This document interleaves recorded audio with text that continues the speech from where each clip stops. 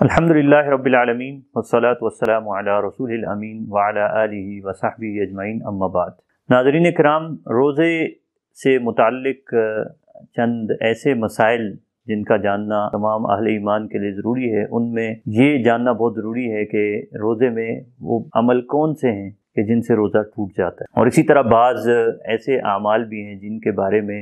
روزے دار کو شبہ ہو جاتا ہے کہ پتہ نہیں میرا روزہ باقی رہا یا روزہ باقی نہیں رہا، تو اس کے بارے میں بھی آگہی اہل ایمان کو ہونی چاہیے۔ تو اس میں پہلے عرض کروں گا وہ اعمال کہ جن کی وجہ سے روزے پہ کوئی اثر نہیں پڑتا، وہ روزے کے مباحات، اور اس سے روزے پر کوئی فرق نہیں پڑتا۔ مثال کے طور پہ مسواک کرنے سے روزہ نہیں ٹوٹتا، اور اس میں بہرحال احتیاط ضرور کرنی چاہیے کہ جو مسواک کو جو ہے وہ اس میں بہت مبالغہ نہ کیا جائے، اور اس میں حد سے زیادہ آپ اس کو چبا کر اور پھر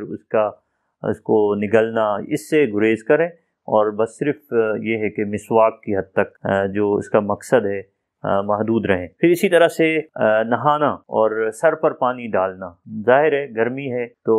گرمی کے موسم میں انسان کی طبیعت چاہتی ہے کہ وہ اپنے سر پر پانی ڈالے،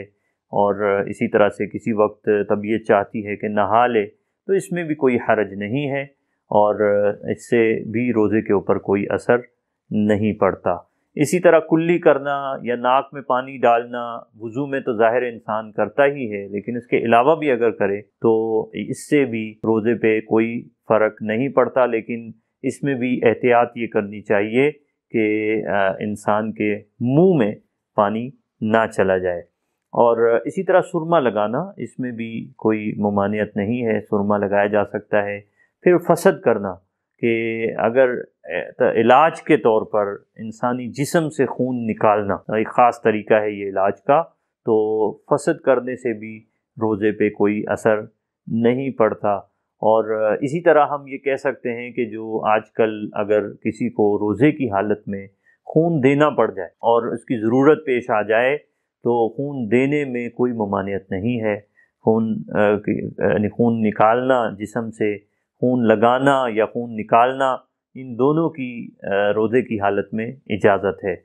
اچھا، اسی طرح سے اب ایک چند اور بھی سوالات اس کے ساتھ ساتھ آتے ہیں، جیسے کہ جو ڈرپ لگانا، تو اگر کسی بیماری کی وجہ سے کوئی ڈرپ لگائی جاتی ہے تو اس میں بھی کوئی حرج نہیں ہے، اور جو اسی طریقے سے ہم اگر کہیں کہ انجیکشن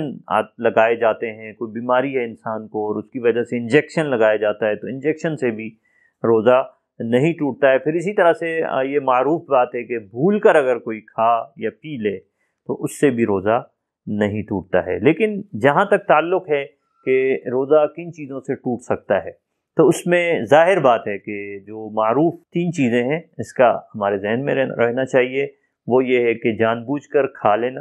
جان بوجھ کر پی لینا، یا جان بوجھ کر مرد اور عورت کا، میاں بیوی کا آپس میں ازدواجی تعلق قائم کرنا۔ یہ وہ عمل ہیں کہ اگر یہ جان بوجھ کر کیے جائیں تو اس کے نتیجے میں نہ صرف یہ کہ روزہ ٹوٹ جاتا ہے، بلکہ پھر روزے کی قضا بھی لازم ہوتی ہے، اور روزے کا کفارہ بھی دینا لازم ہوتا ہے۔ اور کفارہ کیا ہے؟ تو اس میں ظاہر ہے کہ غلام کی آزادی کا تو اب تصور نہیں ہے، لیکن یہ کہ 60 دن کے لگاتار روزے رکھو، اور اگر اس کا امکان نہ ہو اور یہ ممکن نہ ہو تو پھر 60 مسکینوں کو کھانا کھلانا، یہ پھر روزے کے کفارے کے طور پر لازم ہے۔ تو یہ اس صورت میں ہے کہ جب جان بوجھ کر کھا لیا جائے یا پی لیا جائے، اور یا یہ ہے کہ میاں بیوی آپس میں ازدواجی تعلق قائم کر لیں، تو اس سے روزہ ٹوٹ جاتا ہے، اور اس صورت میں قضا بھی لازم ہے اور پھر کفارہ بھی لازم ہے۔ اسی طرح سے جیسے ایک مسئلہ پیش آ سکتا ہے، وہ ہے قے کا، کہ اگر انسان کی طبیعت خراب ہوتی ہے اور اس کو قے آ جاتی ہے، تو قے کی وجہ سے بھی روزہ ٹوٹتا نہیں ہے، اور اس میں البتہ یہ خیال رکھا جائے کہ قے واپس نہ لوٹائی جائے۔ البتہ اگر کوئی جان بوجھ کر قے کرتا ہے، قصداً قے کرتا ہے، تو وہ اس سے روزہ ٹوٹ جاتا ہے، اور پھر اس میں صرف قضا لازم ہوتی ہے، کفارہ نہیں ہے۔ لیکن اگر کہ آ جائے کسی شخص کو کسی بیماری کی وجہ سے یا کسی اور وجہ سے، اور اس سے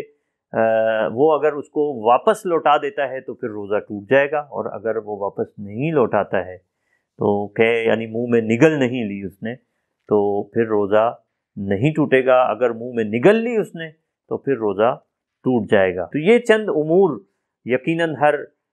مسلمان کو اپنے ذہن نشیں کرنے چاہیے۔ اللہ تعالیٰ سے دعا ہے کہ اللہ تعالیٰ ہم سب کو دین اسلام پر عمل پیرا ہونے اور اس کے مطابق چلنے کی توفیق عطا فرمائے۔ جزاکم اللہ خیر۔